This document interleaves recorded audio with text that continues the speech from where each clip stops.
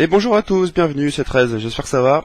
On se retrouve aujourd'hui donc pour la présentation du steelbook français de Au cœur de l'océan, In the Heart of the Sea, qui je crois est également le steelbook mondial. Hein. Donc c'est un film de Ron Howard, avec Chris Hemsworth, Benjamin Walker, donc c'est celui qui joue dans Abraham Lincoln, chasseur de vampires. Il y a également Cillian Murphy, ainsi que Tom Holland, le nouveau Spider-Man qu'on peut voir dans Civil War. Donc en gros le film c'est l'adaptation du roman de Nathaniel Philbrick, je crois. Donc il raconte les mésaventures du baleinier Lessex qui part en campagne pour remplir ses cales d'huile de baleine, qui lui-même s'est inspiré donc du roman de Moby Dick, écrit par Herman Melville.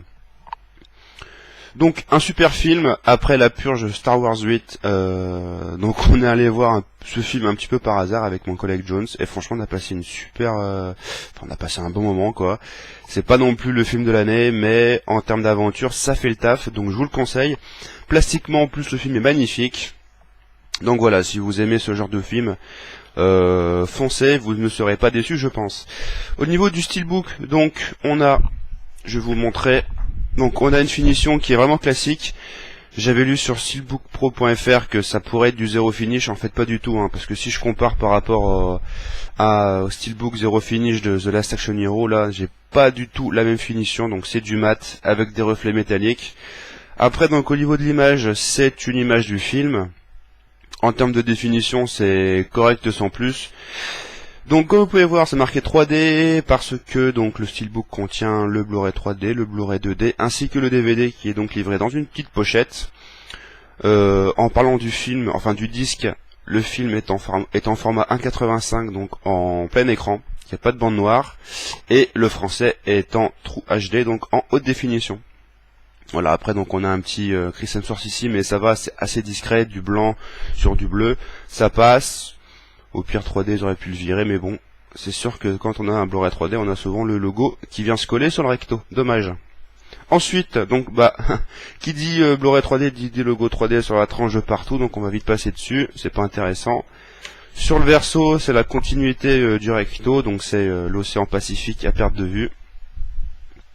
Toujours la même finition, dommage qu'on n'ait pas de texte en dessous, et puis en fait c'est la continuité du recto, hop. Voilà. Et puis donc quand on passe à l'intérieur, on a droit à une image du bateau du film, donc l'Essex ici. Donc en termes de définition et de couleur, c'est comme pour le recto, c'est correct mais sans plus. Il y a largement mieux à faire.